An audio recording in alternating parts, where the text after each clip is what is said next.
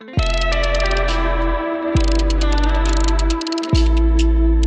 David Lutz, thank you so much for joining us on A Pastor and a Philosopher Walk Into a Bar.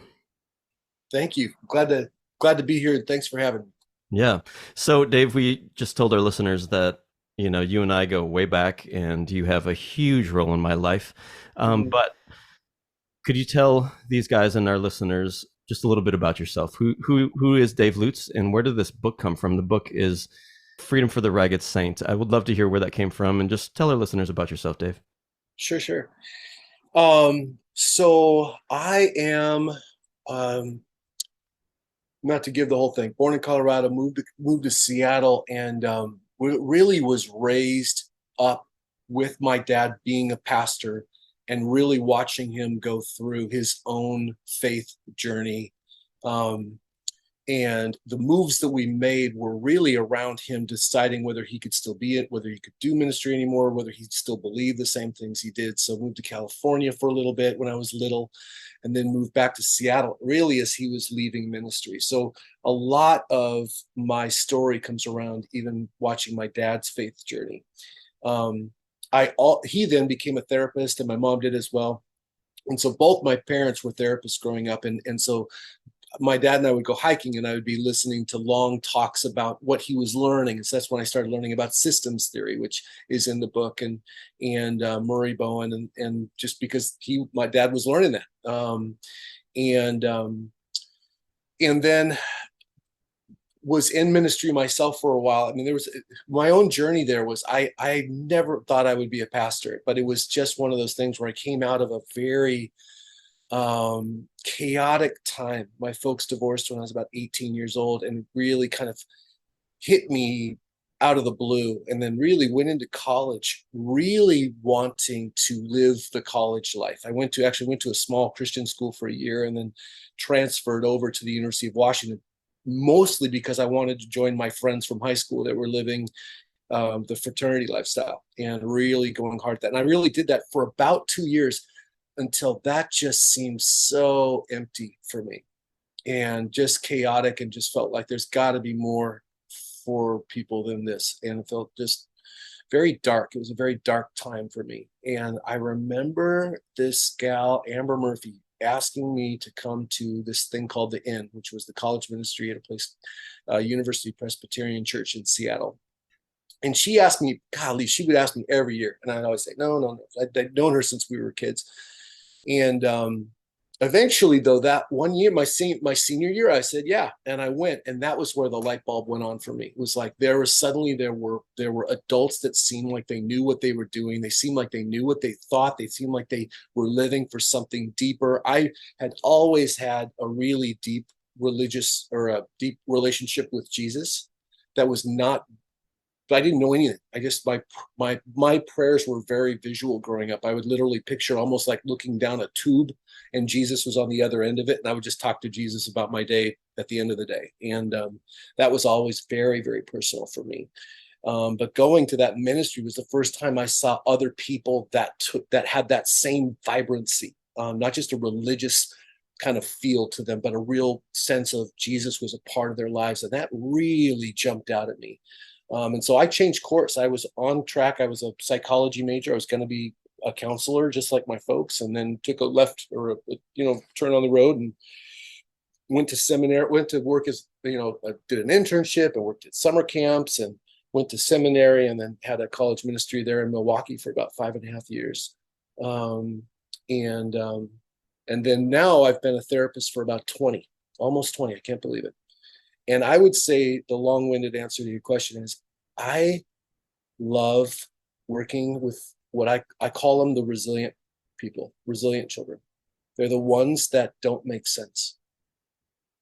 They're the ones that all the cards are stacked against them, and somehow they don't add up. They somehow find other resources, and they make other decisions. And I am one of those decisions for them, that they're choosing someone that can come in and challenge them, and that can move them. And that over time, what I started seeing is that they have that raggedness because they've been through hard things, for sure.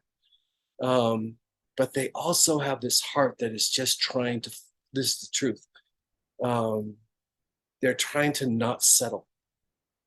And that is why I call them the ragged saints, because it's not that they're somehow above other people. It's just that they're the people that aren't willing to just settle for what they've got. Hmm. And I love that. Hmm. So So that's where the book came from. And then really the book does come out of a lot of conversations that I've had with those people over the years, for sure. yeah, brilliant. You speak in the book of growing older, and when most people think about or talk about growing older, it's with regret or it's with dread or nostalgia. But I don't get any of that from you in this book. I see. I When I read it, I was sensing age as a badge of honor and just something that you relish a little bit. Can you tell us about that process of growing old and not seeing aging as this kind of grim reaper hanging over your head, but actually a process of growth and evolution? What can you speak to just your journey as you've gotten older and how that's gone for you? Sure.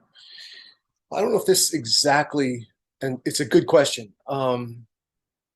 What I would say is that one of the prime values that a lot of my favorite mentors, I'm thinking about Virgil Staples, was a pastor at Elmbrook for years, and some of the different men and women over the years that really resonated with me. They spoke a lot about their own personal journey, their evolution from where they were to where they ended up. They weren't the same. And that growth process and that evolution process was actually a natural, like that's what we're supposed to do. We're not supposed to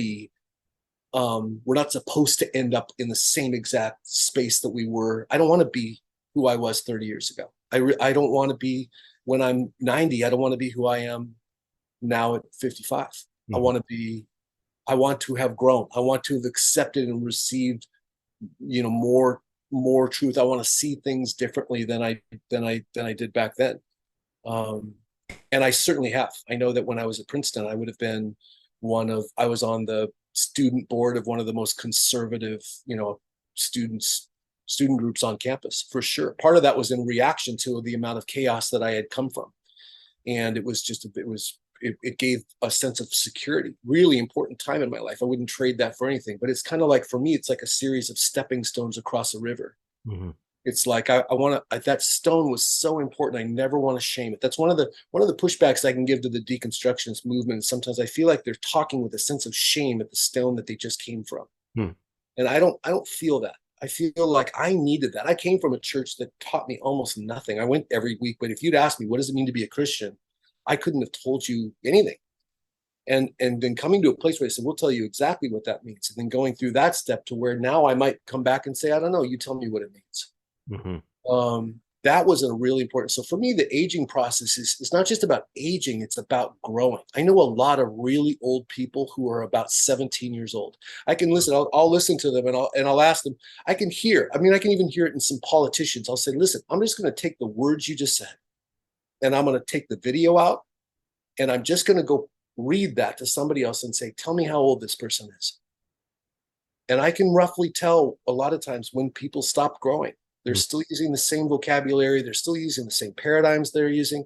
They're still have the same worldview. Their world is as big as it was back then. They just have not stretched and expanded. And that to me is missing out on one of the incredible gifts of life.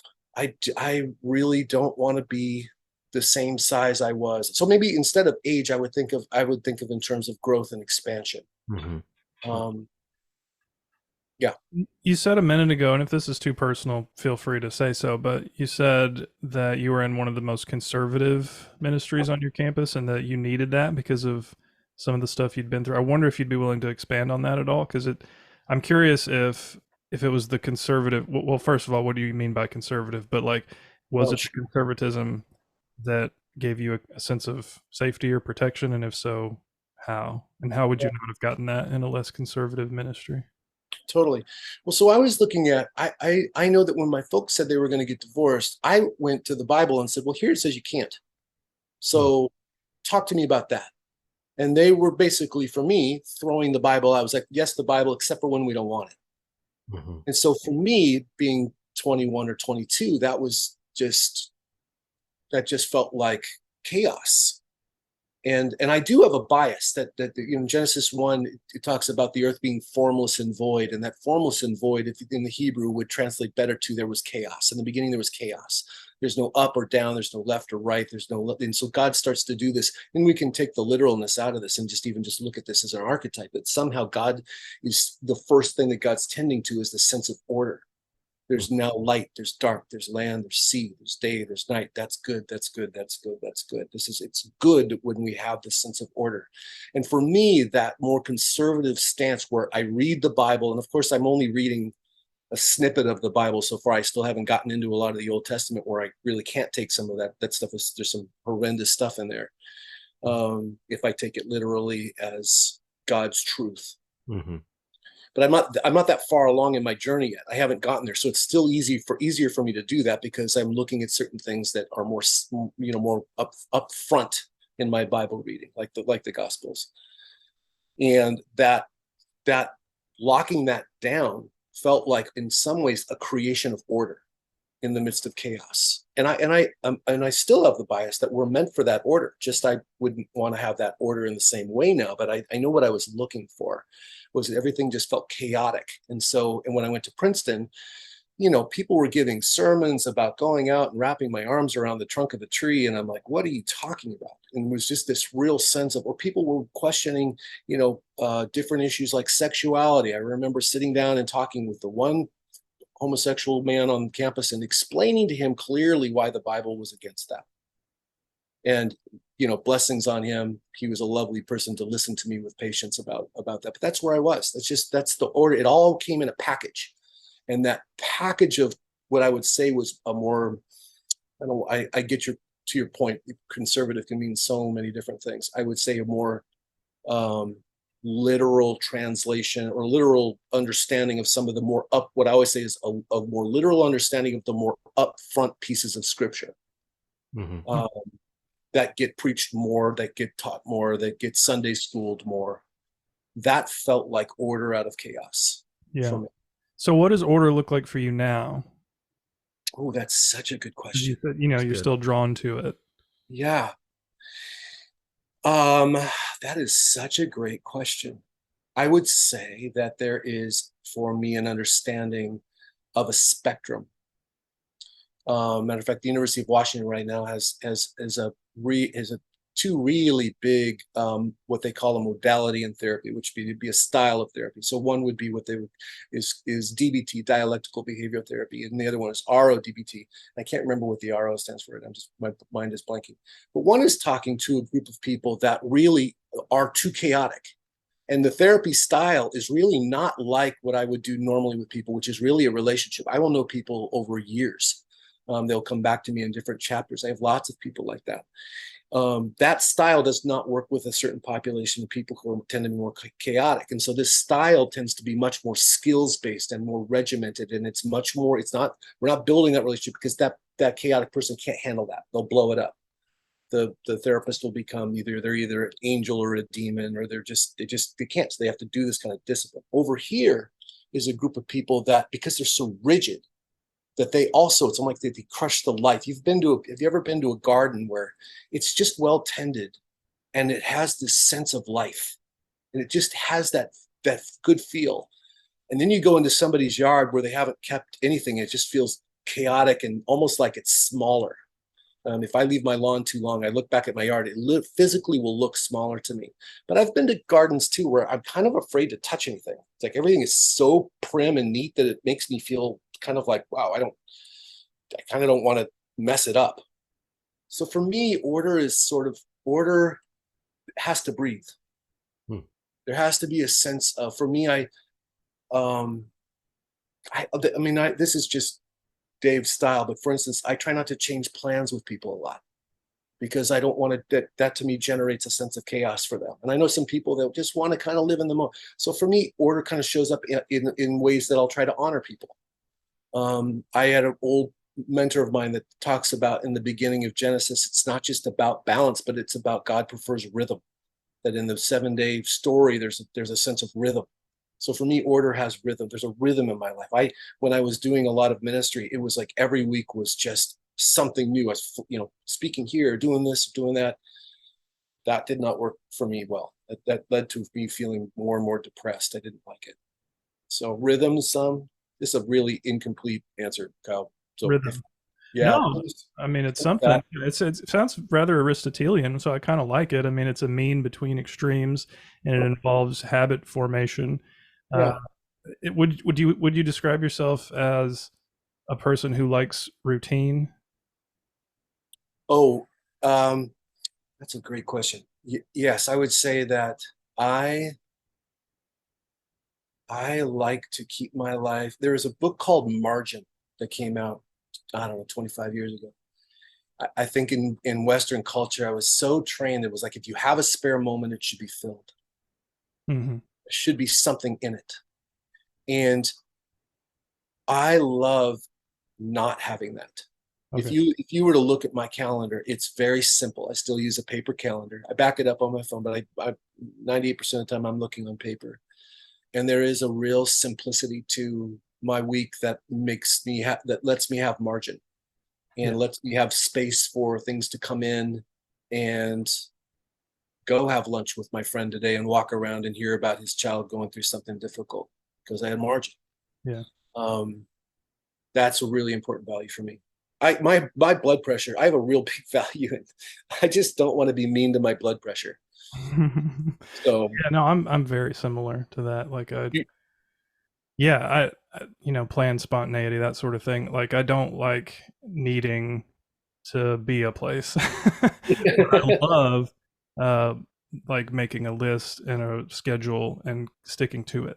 yeah, Love it, as long as it's not required. So if that's similar to what you mean by order, then I'm all about it. I'm guessing I know the answer to this, but presumably you think that looks different for different people. What an ordered life might look like, because you just described two groups of people.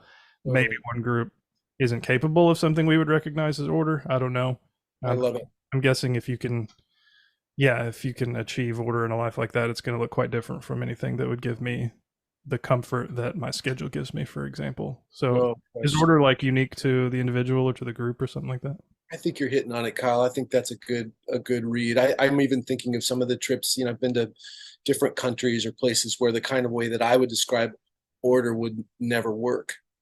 And so I think even as I get older, to your point, Randy, the idea that when I used to sit in churches, one of the things that was hard for me was that I felt like there were these prescriptions that were given to me that were implied that this is the way. Yeah. And I think now for me, I'm more interested in descriptions. Like, this is a way that works for me. Now you tell me. Matter of fact, and I think the book does this. I hope I tell this people. I think, Randy, you can say if this resonates. But I have a lot of in the book saying this is take this for what it's. I mean, this idea that I want you to think. I'm Mhm. not trying to prescribe to you a way. I'm trying to describe a way that I have found from watching the people that I'm watching. This seems to be some commonalities, but to prescribe something that would somehow dream of transcending all cultures and time periods, to me would be now arrogant and almost ridiculous. Yeah. So this reminds me of what I would tell my students, usually on like the first day of class and intro to philosophy, brand new freshmen, probably a little scared. Sometimes I would tell them I'm the professor their parents warned them about if they were religious, because it was true. That's But like the great. first thing you tell them is trying to describe what philosophy is to somebody that's never heard of Plato. Very difficult, but the way I approached it was, look, I don't care at all what you believe, right? I don't care what you believe about any of the stuff we're going to talk about. If you come out of it agreeing with me, I don't care. You're not even going to know what I think until maybe the end of the class. If you want to know, I'll tell you. I care Yeah. how you approach these questions. I care, Mm, in other words, what methods you're using to mm, investigate the questions. Philosophy is all about method. I think a decent definition of philosophy is it's the critique of methods. That's a kind mm. of meta discipline in that way. That's So great. content is secondary, and there is literally no piece of content that has gained majority support of all philosophers. It just doesn't exist. Disagreement is pervasive and essential to the discipline. There is no single thing outside of like very specific logical laws that almost all philosophers have agreed about, and you can always find some asshat somewhere who's disagreed even with that, right? Mm-hmm. So it's the method that matters, and it's the critique and the evaluation of those methods. And for me, that's where my order comes from. I'm realizing as we're talking about it, because I think the way you order a life in a healthy way is by finding some methods that allow growth, but that guide you towards something sturdy or something substantial that you can like verify has been growth, if that makes sense. Methods give you a way of like justifying that improvement has happened. And so I think what a lot of fundamentalists do is they confuse method and content, and they assume that you get your order from the content. So we have our ducks in a row. We have the beliefs that you're supposed to sign on to in the right order. That's good. How you came about them is less important if it's ever emphasized at all. Most of the fundamentalists I knew, if you got them to have an honest conversation about how they derived those beliefs, they wouldn't know and they'd get uncomfortable. That's good. So it's like a misfocus, I guess. Say it for me one more time. That you said content and method. Yeah. So what would be a good analogy? So like in scriptural study or something like that, you can there's lots of different methods, lots of different hermeneutical systems for how to read the Bible, and each one gives you its own kind of order. Each one gives you a system for putting the bits of content into place, whatever they are. But the point of understanding and applying the method is not that you get the bits of content in the right place, because somebody else could use the same system and put them in different places, or somebody else could use a different system and put them in entirely different places because they're approaching them differently. Sure. And so what gives me the feeling of order in a way that I think is healthy, and I'm thinking through this as I'm speaking, so I hope it's healthy. Yeah, great. Is comparing and analyzing and then applying methods, and staying open and fallible about which method is the best for which occasion and how we're justifying them. But the content kind of comes and goes. Yeah. So like all the stuff I believed as a college student about God, almost all of it has changed. And it's changed not so much because I thought real hard about the Trinity and I decided that I just didn't think the Trinity was true anymore. It's because I changed much more basic frameworks and methods for how I approach the world, how I approach evidence, how I form my beliefs. And then that bit of content got shifted to a different section of the system, so to speak, so that when I focused on it again, I realized it had taken on a different importance. So it wasn't like the thing that was crucial, if that makes sense. I think that's fantastic. Do you mind me throwing something back? Absolutely. I'm talking out of my ass here. So I love it. I actually, the first book I wrote was called A Necessary Heretic. And I don't I always joke with people, I sound like a book plugger, but I don't mean that. I don't mean that, but the reason I wrote them is because I just wanted to have something I could reference. But that you just put words to what I did not have words for that, but that is that book. It's what I'm basically describing is, here's the method that I landed on. Yeah. Now I'm going to take all these issues and I'm just going to run them through this method. And that method is going to be what I think is, for me, this is again not a prescription, but a description. For me, what started resonating with the three-dimensional Jesus that I encountered in the Gospels. And I mean by that, not the one, I do believe that there's a core rugged Jesus kind of that you can see. If you start reading it a lot, you'll start to find him in these moments. And then there's other passages where I'll see where already the religious trappings are starting to be put on him. Especially like in the Gospel of John that was written much later, you'll start to see these layers being put on him that you can almost hear being part of like liturgies in a church. Mm-hmm. In the beginning was the Word, and the Word was, you can almost beginning to hear this religiousness being put on him. But there's a Sermon on the Mount, that's where you see this early version of Jesus coming through. For me, that was the appealing Jesus. That was the one that really grabbed me and felt like that there's still a living presence coming through that. Now that's very subjective. Maybe there is, maybe there's, that's the important living presence coming through for me. That original Jesus had a method, to use your words, Kyle, but that idea he had a method that he was running constantly. And the method to me is, if I think I understand it, was that one, that God is very much the closest analogy we're going to get is that whatever is God, whatever is the bigger than, whatever is the divine, is going to be much like a good parent, a mature parent, someone it has the ego strength to not need us to, like, it always makes me feel kind of creepy when I think about spending any kind of God that would want people to sing to that God for eternity is bizarre to me.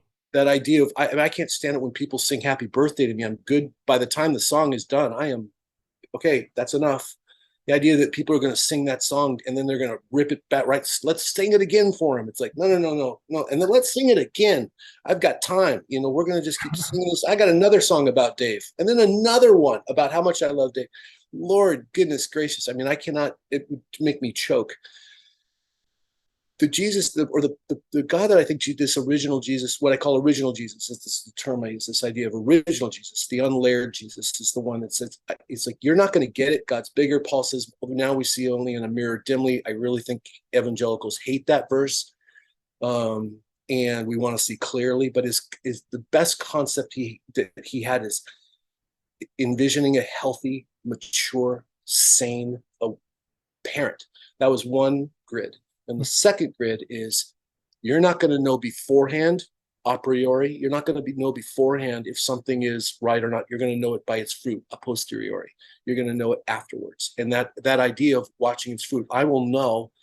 I'm looking over at the centurion, and you're telling me a priori he can't possibly be in the kingdom. And I'm telling you a posteriori, by watching how he's exercising his faith, that he for sure is. And so there's this mysterious kingdom all around you that you can't see, because you keep, to your point, your content is getting in the way of your method. And so for me, that method, that boiling it down, I mean, when I was walking through the hallways of systematic theologians, I walk through there now and I cringe at how you're making it so much more complicated than it needs to be. C.S. Lewis is the one who says, if a 6 or 7 year old can't understand it, you probably don't either. But these what I call theological towers of Babel, it just feels like people have built one thing on another, on another, on another, on another, on another. By the time we get there, we have words like transubstantiation and consubstantiation and all these words that don't mean anything to original Jesus. Never says those words. And so that, I think, to your point, that really enlightened me to what I think has been a real driving force for me, Kyle, which is this idea of, I'm going to look at every issue through those two. That's my method. And it's so simple that I think a kid could do it. And that rests well with me when Jesus says, unless you become like one of these little children, you're never going to be able to get it. Fair? Yeah. A lot of that resonates with me for sure. One small challenge, which may or may not be received as a challenge, I don't know, is that I think another truth, maybe I don't want to put it that way, a thing that has been borne out again and again in the history of people trying to sort these things out, is that there are an infinite number of methods, and that it is possible always, no matter how many bits of content or data you have, it's always possible to align them in a different way that fits and makes sense of all of them. There is not, and an implication of this, and this is the controversial bit, is that there is not, at bottom, in my view, any kind of coherent orthodoxy. And that's not just about God or Jesus, it's about anything. There is simply no place where it is reasonable to draw the line and say, this is the method, and we've got it sorted. That just turns into another kind of fundamentalism where the method turns into content. So even if I'm really sure that I've discovered whatever the original Jesus was, for example, sure. There's always another way to frame it. I hear that, Kyle. That even applies, and this isn't really in line with your question, but that idea of orthodoxies, that's even something that I talk about with family systems. Like, even in every system, a system itself will gather And that's any group of people and any subdivision of groups of people in that within that system. So I can go work for Microsoft and there's orthodoxies. Yeah. I can I was go talking with some Microsoft employees today, and one of them cited the CEO by name almost in a reverent way. I was yes, like, "Oh, that sounds weirdly religious." yeah. And thou shalt not, they know thou shalt not do this and thou shalt do this, and then you get somebody raising their hand and saying, but what if we did it this way? And all of a sudden they can feel the pressure, they can feel the coldness in the room of, well, you don't do that without going through these XYZ steps.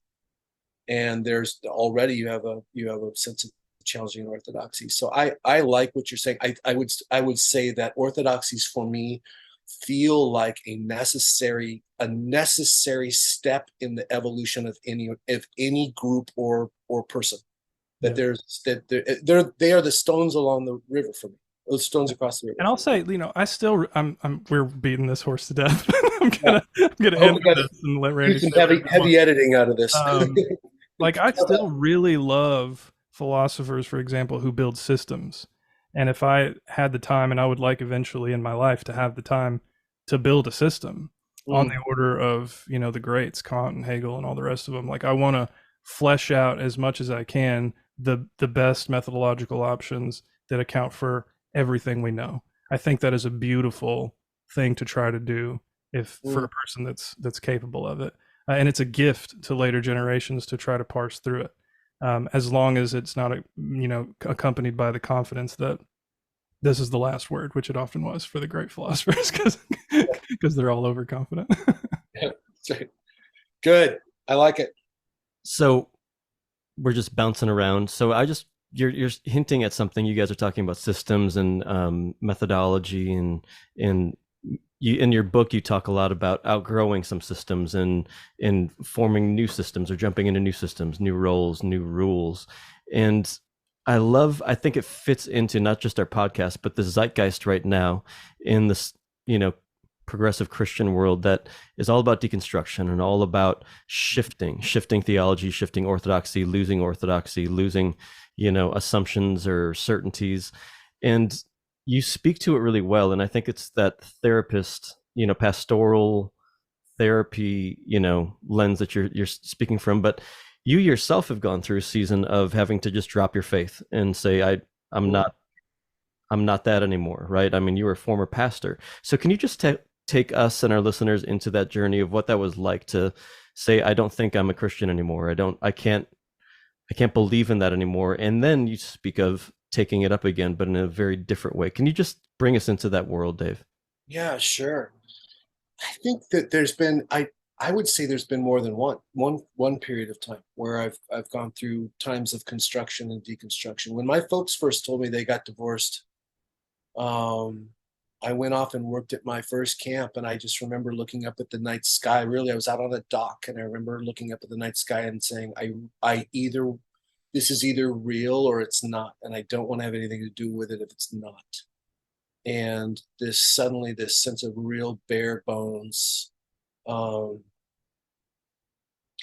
of experience, and then really, and this is going to sound really esoteric, but it's almost like, and then deconstructing my next level of I'm just going to live life with every whim that I have with all of my fraternity brothers. I had to deconstruct that. That paradigm, there's an incredibly strong orthodoxy within that. If you go into the Greek system, this is how it works, and starting to deconstruct that and saying, I don't agree with that. I listened to some of my old sermons, and it's amazing how much I knew for sure when I was 27. Mm-hmm. Just an incredible knowledge about how God worked that I would never be able to say now. Analogies now that I listen to, and I think, oh my gosh, it's like I had a direct hotline to God, and God told me something specific to give to you, which I wouldn't do that now. But really, my process was, without going into too much detail, I would say that my process was fully putting my chips in my way of looking at it. At the time, there was this book called Experiencing God that was going around, and it was really about how in the Christian church there will be these kind of you use the word zeitgeist, but it's kind of like these seasons where all of a sudden, if you're not reading this guy's book on such and such, you're really not on the inner circle. I mean, it's all about now this certain author and this whatever, and everybody's all hyped up. And if you're not in this book, then really, you really don't know where the Spirit is. Well, that was what Experiencing God was. Everybody was reading it. There were book clubs on it. There was a study manual. And the idea was you don't have what you do not get what you don't get what you want because you don't pray with enough faith and enough expectancy. And I can't remember the third one. There's like 3 things.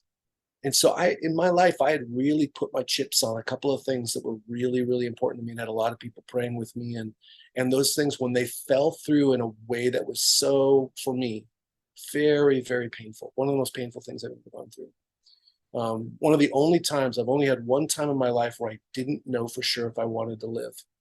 And it was one day, and I just was not sure. I'm not sure if I really, really want to do this. And from that process, really going in, there was a service. I moved back to Seattle and went to this service called Compline Service, and it was a Sunday evening service at St. Mark's Episcopal Church. It's been going on since 1950s, but it's basically a very dark room. Hey, did you go when you were in Seattle? Yeah, it was amazing. So beautiful. And it's just this choir that sings a Compline Service. You can listen to them on the radio if you ever listen to KUOW. I think they're on. Or no, King FM. Listen from Seattle, King FM, Sunday nights. And it still goes on.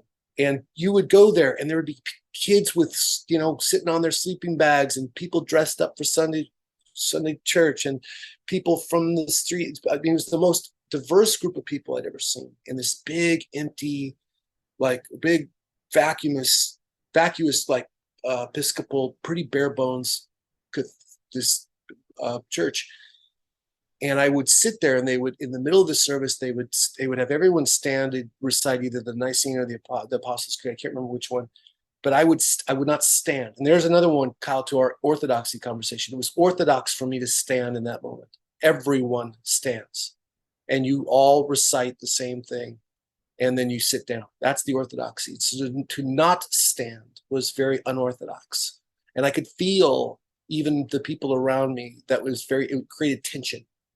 But it was my way of silently protesting this God that I believe was there, but had not been faithful. And that went on for, I think, 3 or 4 years. Every Sunday I'd go, and I would not stand. And then over time, my process, and again, this is a description, not a prescription, but my process was kind of going back to the drawing board about, and it's more than this. I mean, Kyle, if I get into your world, I'm just going to get schooled like a green belt in karate. I know just enough to get myself. I thought green was good, so I don't even know. Yeah. Green belt is enough to get your ass handed to you on the streets. So I know karate.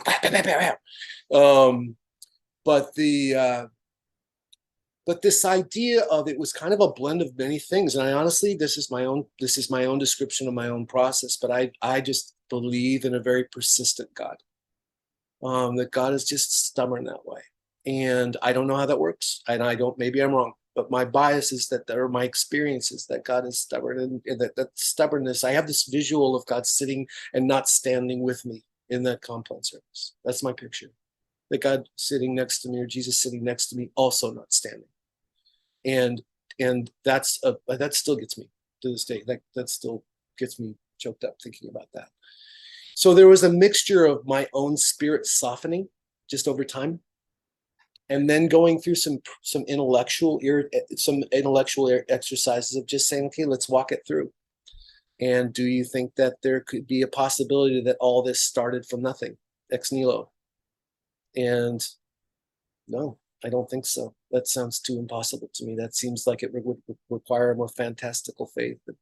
That if there is something, then there must be a something that creates a something. And I know I've now just walked into your realm where you can argue that. Be careful. Yeah. I'm being real careful right now. But that was my process from that kind of that simple level of walking it back through. And that's where I talk about just starting to see that, yeah, for whatever it's worth, and I can't put much more on it than this, that I think there's a something, a divine, a greater than. And what I felt like was I was starting with this blank slate, and now I'm just going to take the idea that I had is, would I put my weight on this?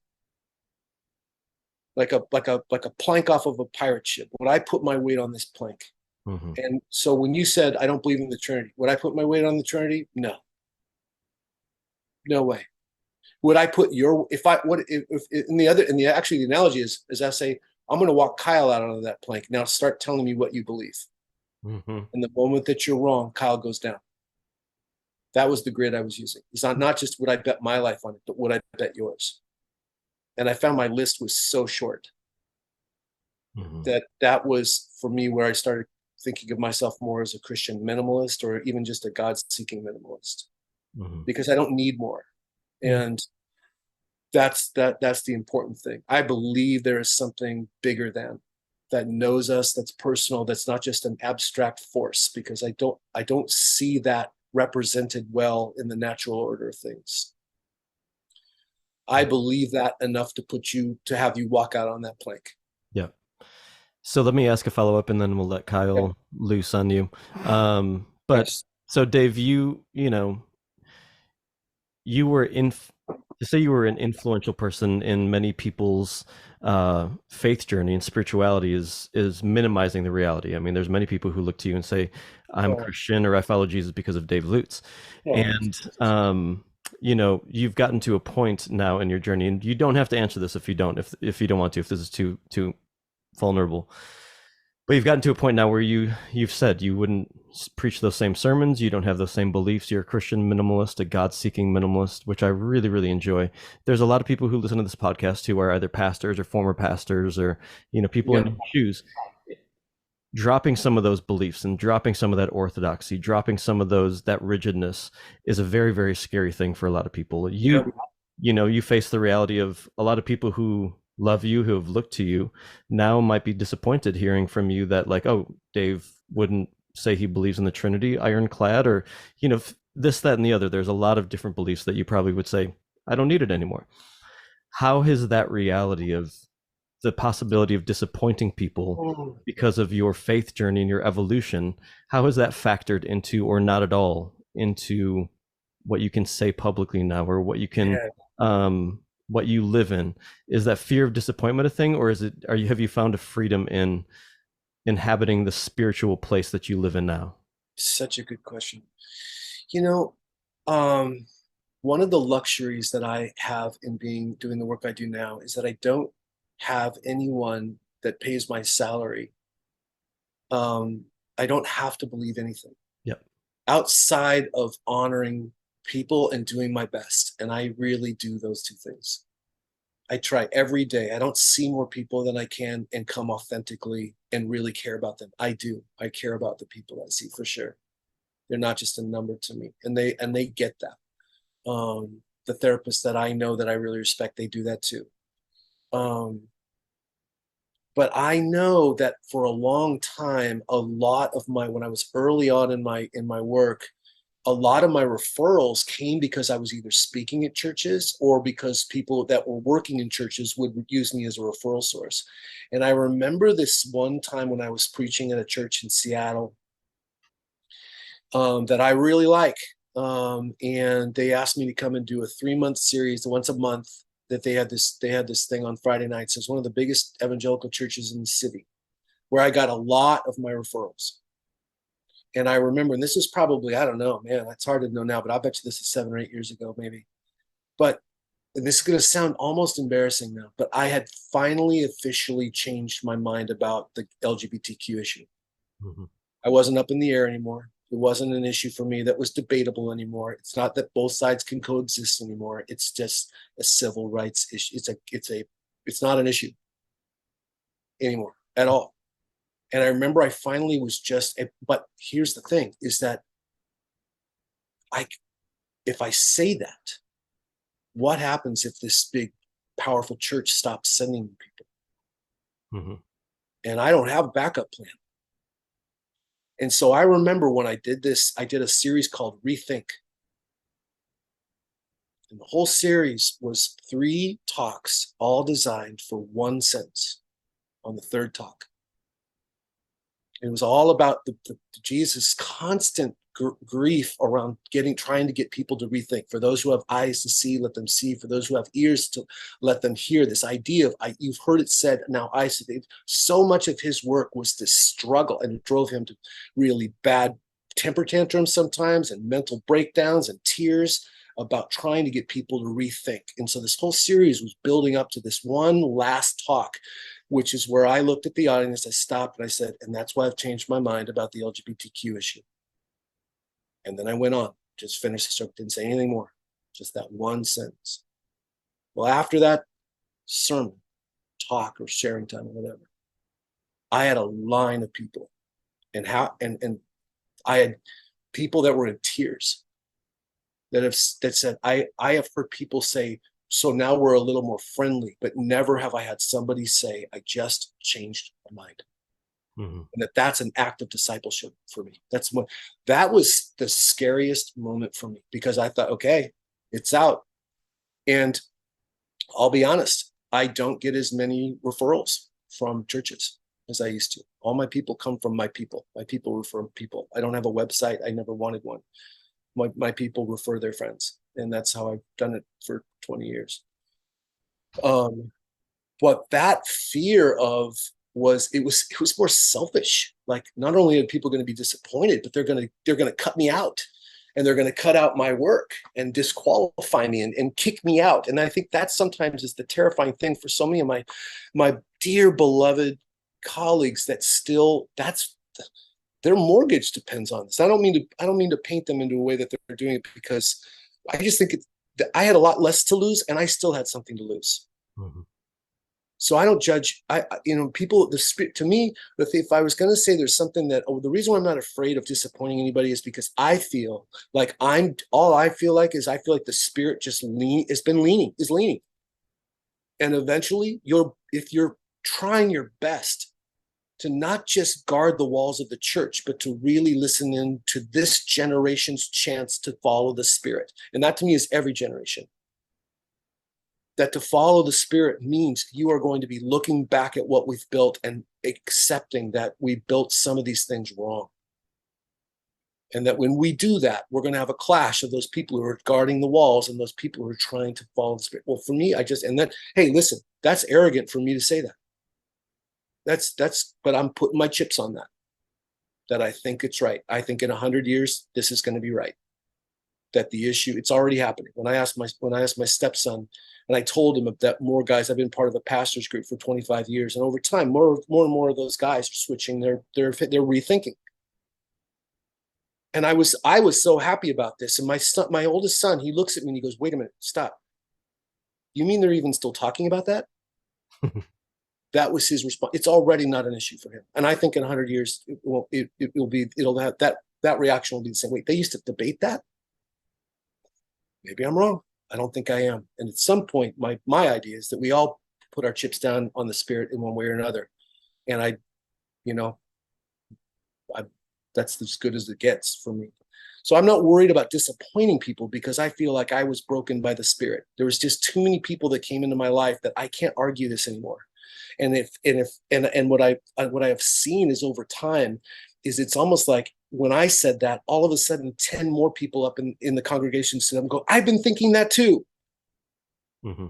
And I would rather create space for those 10 than worry about hurting the feelings of, I think I always joke when Jesus went after the one sheep and left the 99, I always joke that it was because he was going after the one sheep that was sick and tired of the status quo and wanted to spend time with that. He's more interested in that one sheep than he was with the 99. So I feel like that's the model for me. I would much rather reach the 10 that were sitting in those pews, feeling like they were shut up and imprisoned, than try to mend or try to take care of that. I want to hold truth and respect. I don't want to be disrespectful. That's the one key thing for me, is I don't need to say it in a way that's sarcastic. I don't need to say it in a way that's demeaning of their intelligence. I don't want to make anyone feel like I'm suddenly looking back on them and I'm looking down on them. That is not what I want. I want everyone to feel invited forward. And that only comes to me with truth in one hand, respect in the other, holding both. I have to hold them both at the time. And that's hard. I can be truthful and or I can be respectful. But I sometimes minimize my truth for respect, and I sometimes minimize my respect for my truth. And for me to hold both, that's the goal for me. So I'm not worried about hurting people's feelings, but I'm also I guess this is the way I'd say it, Randy, is I'm also mindful of their feelings. And I don't think I was so much when I was in my 20s. I don't think I cared so much. It was kind of like Jesus is this badass, and we're all here to kind of kick your ass. And if you don't believe it, then, F you and blah, blah, blah, blah, and see you and, say hi to your friends in hell. I don't have that anymore. I don't have that most of the time on my better days. Maybe I do on some of my worst days still, but that's what I'm shooting for anyway. It's good. Thank you. So you talk a little bit about family systems theory, which I think you mentioned already. Yeah. So I'm curious if you could describe what that is. And I'm particularly interested in how those systems get formed and how they change, and what kinds of triggers might need to be in place to cause one of them to change, if that makes sense. Yes, it does. It's a great question. Okay, so I would say systems theory is one of what in our field we would call a modality, which I mentioned earlier, but a modality is a certain lens. So you can have systems theory, you can have emotion focused theory, narrative therapy. What I like, to your point earlier about different methods, that's what I liked about this field, was that there was just these different methods, and you could look at the same issue and come up with dramatically different answers.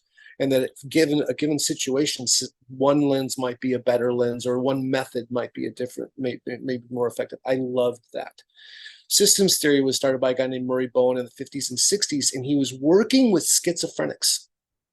And what he found when he was working with is that when he got their families together, that they suddenly made more sense. They just started, some of the things that they would be repeating over and over again, as he got to know their families and really got to start to hear the dynamics and the stories and the events of their family, they'd say, oh, wow, that's some of it. Still not making complete sense, because again, it's a dissociative disorder, meaning that they're not associated with the same reality at times. This is a simplistic way to say it, but it's, we all agree that it's Thursday. It may not be Thursday for someone with schizophrenia. They can be dissociated from reality.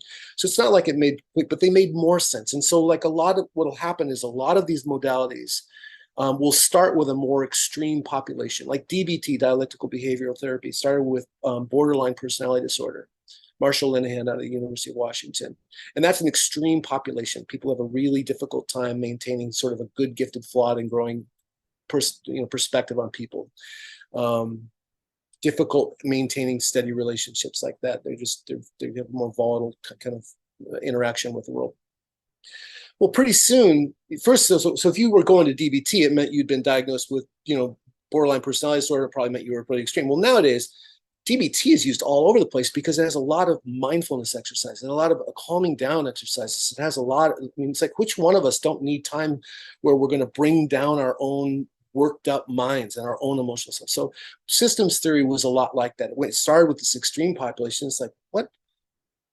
Don't we all make more sense when we understand our family stories and our family dynamics? And so he started developing this thing called family systems theory. And that has developed into some offshoots, structural family therapy, and all kinds of things. But basically what systems theory says is that one of the main goals is that we're trying to reach for what he calls differentiation, which means you need to become who you need to become.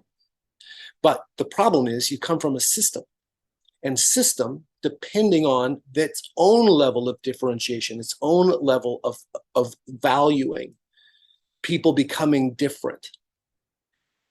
Depending on its own level of differentiation, you're going to find that to be easier or harder. And so the lower the level of differentiation in a system, of which I would propose that a lot of the church that I came from was very low on that scale, which meant thinking in a different way is very frowned upon. It's looked at as, you'll hear words like betrayal, or you'll hear words like problem child, or they're the source of the, whatever. The system will look at it like it's bad, because the value is on sameness. And so the higher the level of differentiation, the more it's just understood that, oh, wow, we're all Republicans, but you say you're a Democrat.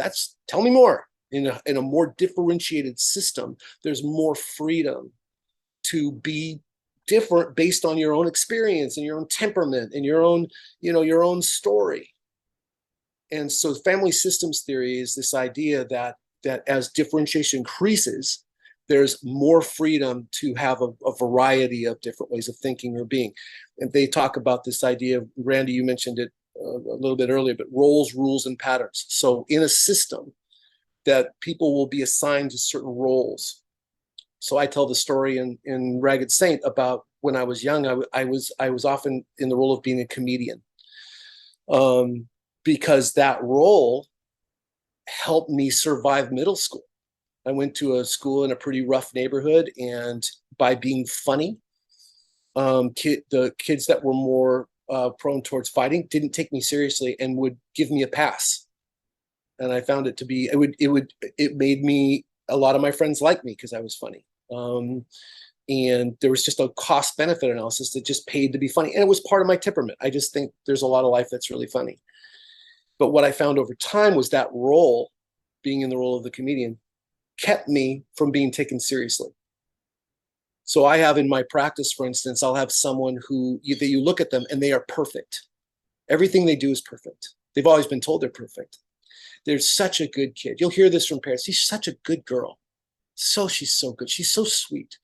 And the idea of systems theory is, yeah, that's true. And nobody's trying to do anything bad. This is, by the way, the idea is that it's not a matter of if, it's what is happening in a system. But they'll say she's so good. Well, every time that gets said, it's like one little golden bar is being placed around her to never be anything but good. That now she's locked in place of always being good. So she can start to feel really, really scared of ever making a mistake, because why? Her role is the good child, the golden child, the perfect child. And so over time, that can develop into eating disorders or anxiety disorders or all kinds of things that because they're so afraid of never not being what this role was. Or another kid, he's the problem one. And so he's always the one that's getting in trouble. And if this family would be so much better if it just wasn't. And so this kid will internalize that role, and they'll take it from arena to arena. Suddenly there's also the problem in school. Well, there's a payoff to that. When someone's a problem, all of a sudden everybody, mom and dad, suddenly they're drifting apart. This is probably more than you want. But they're drifting apart and starting to not relate. Suddenly little Johnny spills his milk, and suddenly mom and dad are together and they're really angry at Johnny. And little Johnny starts learning on a very subconscious level that when he does something bad, mom and dad stay together. And then when he starts doing something good, mom and dad start drifting apart. Well, there's a payoff to that role until he finally realizes that he doesn't want to be the problem child anymore. So that's systems theory. It's this idea of evolving past the rules. There's also, you'll know in every system that there's rules. I was telling you about when I was at the Episcopalian church, the rule was you stand. I'm breaking a rule. Or there's a pattern. Dad comes home late, mom gets mad, dad gets his beer, mom blows up and goes upstairs, and it's like rinse and repeat. So roles, rules, and patterns, and the idea of becoming our authentic selves. And for me, freedom. This idea of freedom, like, who are you? If you didn't have to follow the roles you were assigned, if you didn't have to follow the rules, and you didn't have to follow these patterns, if you could just take a pen and a blank paper and maybe take the best. AA talks about taking the best and leaving the rest. Start writing. Tell me about you. It's a narrative therapist idea. Tell me your story, but start fresh. That's the idea of freedom for me. And that's why systems is so important for me, because systems theory, Kyle, allows me to see. Murray Bowen would often talk about there's no solution inside the forest. You have to take what he called the stance of the observer. You have to be able to step out of the story and look down. And that's where looking for roles, rules, and patterns. Who's in what role? Mom was in what role? Dad was in what role? I was in what role? What was your sister in what role? What were the rules of your family? If you don't see that, it's like being down in the ocean in a rip current. And when I used to do youth ministry down in Southern California, every kid, if I asked them what a rip current was, they'd all raise their hand. They knew what a rip current was, and they know how to swim out of one. They know to swim with it at an angle. Little kids from Seattle, they'd come down and they think it was like a skateboard company or something. They had no idea what that is. So they'd go out there swimming, and suddenly they can't figure out why they're being swept away from the shore, no matter how hard they swim. People drown that way. Well, they don't know what that is. They can't see that current all the way around them. If you fly up on a helicopter, sometimes you'll see seaweed moving in a path, so you can see it actually moving out to sea. But you can't see it when you're in it. That's family systems. And the lower the level of differentiation, the stronger that current is to keep you exactly where you were. Long-winded answer. I hope you have a good editor. No, that's really helpful. Thanks. And I'm the Yeah. editor mostly. Sorry for that. There weren't a lot of breaks in there. No, that's all right. Oh, that's good. I have a tangential question about Yeah, please. comedy, but we can skip it if we don't have time. Go for it. I'm just curious. I liked what you said about comedy a lot. I appreciate it in the book and just now too. And I have a very similar take. I think I wouldn't describe myself as I'm not the natural comedian. I was not the class clown, but I think I'm dialectically in the context of a dialogue. I get the jokes and I'm pretty decent at making them, but I was never like the funny guy. So it's nice to hear someone who was that describe it in a way that it seems, as you put it in the book, it seems like seasoning rather than the main course, I think is how Yeah. you said it. Yeah. So I'm curious what your take is on the function of comedy in general, not just like in your own life, because it seems like I've heard very famous comedians assert things like this straightforwardly, and I've sensed it from sort of the funny people in my life too, that it's very common amongst that type of person to think that comedy is like an unassailable, unquestionable, fundamental gift.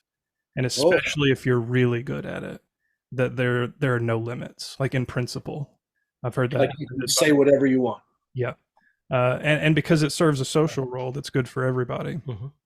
Like Uh, a social and I've always thought that was like hopelessly misguided. And there are other, comedians that I like who push back on it sometimes. But, I've heard comedians who we would all recognize and probably enjoy assert things like that. And so I'm just curious, as the resident funny guy, what do you take? What's your take on that?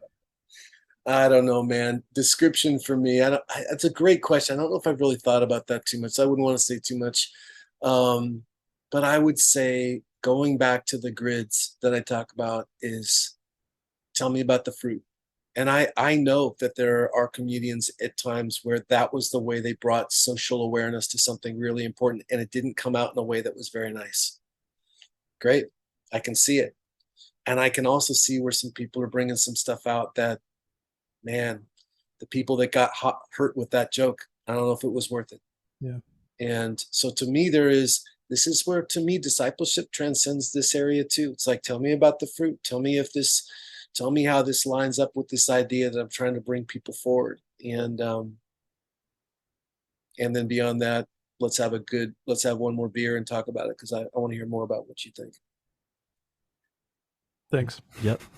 Speaking of beer, Dave, we usually do this in the beginning of an interview, but Awesome. you have a beer on hand. What are you drinking? I do. I've got I was gonna go with the Bodhisattva. I really had it.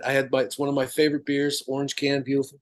But then it's been so hot here in Seattle, unseasonably, that that felt a little heavy for me. But the Georgetown Brewery here, I feel like I should be like getting like an endorsement fee from them, because I love Georgetown Brewery. It's here in Seattle. Thought I'd choose something local.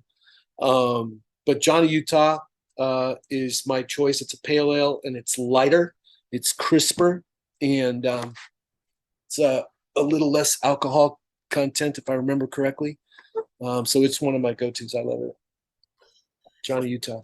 Johnny Utah. And if you haven't seen Point Break, do yourself a favor and go watch Point Break. Do yourself I would say even maybe perhaps a necessary favor. So good. Yeah. Dave Lutz, the book is Freedom for the Ragged Saint. Who is this book for, real quick? This book is for, thank you. That's a great question. My hope is that I have this vision, and my vision is that there is someone in their apartment or their house that feels really alone and beat down.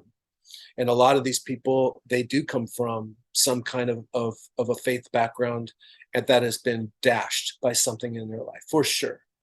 But it doesn't I didn't want the book to have to be that, because I have a lot of my people that see me that have no faith background. And well, they have faith, maybe just not a God faith. They have faith in something else that's been dashed. And so that they're sitting there, but it feels like they don't know where to go. They don't know where to start. And what this book does for me, and it took me, oh man, I would, at one point, this book was 300 pages, and it took me 2 years to get this down to 160. I love this book. It to me is an act of love. I wanted people to feel like I'm going to walk you from where you've been broken down, and I want you to have that sense of joining with, you are not by yourself, that's for sure. There's a Buddhist idea, bodhicitta, which is this idea that our pain unites us. And you are united with pain with a great multitude. And this idea of, that's the ragged saint idea, this idea of come with me and join me. And we're going to walk from this place of broken down, and I'm going to take you through a process of reformulating, not just your heart, but you and what you stand for and how you see the world, and starting to go through the exercises where so many people feel so strongly like they have to perform for everybody, or that everything has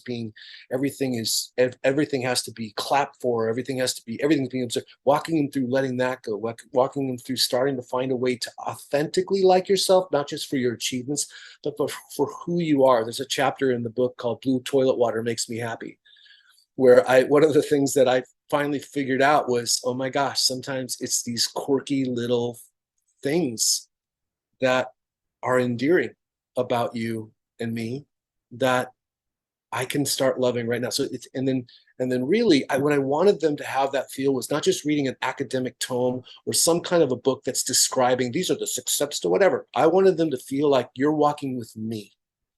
And if I'm being super honest, this is the arrogant part, is there are times in the book where you'll really feel this. I actually kind of want them to have the feeling of, because this is what I would have wanted. I want them to have the feeling of almost me getting out of the way, and now you're just talking with this good parent that you used to know, or that maybe you've never really known, but now you're going to know. There's a part of me that almost wants that transfer by the end of the book, that there's a sense of you're now having a dialogue, not with Dave. Dave's out of the picture. If you look at the back of the book, the picture I chose, you can't see my face. I don't want it. That's so emblematic of how I want it. It's like I want to get out of the way. And I think it's a humble, it has a lot of humility in there, and I just wanted that sense of being joined. That's who it's for. Brilliant. Where can people find the book, Dave? Amazon. There Easy. it is. Yep. And I'm doing a lot. You can also follow me. Cracks me up that I'm doing this, but I actually have found this new love of writing Instagram posts. I love it. It's like they all come from every day from one of my awesome conversations with my people. There will be something that comes out that's smarter than either one of us could have come up with, for sure. I've got stacks of paper that I will write. Oh my gosh, that is so good. And those I will turn into Instagram posts. And so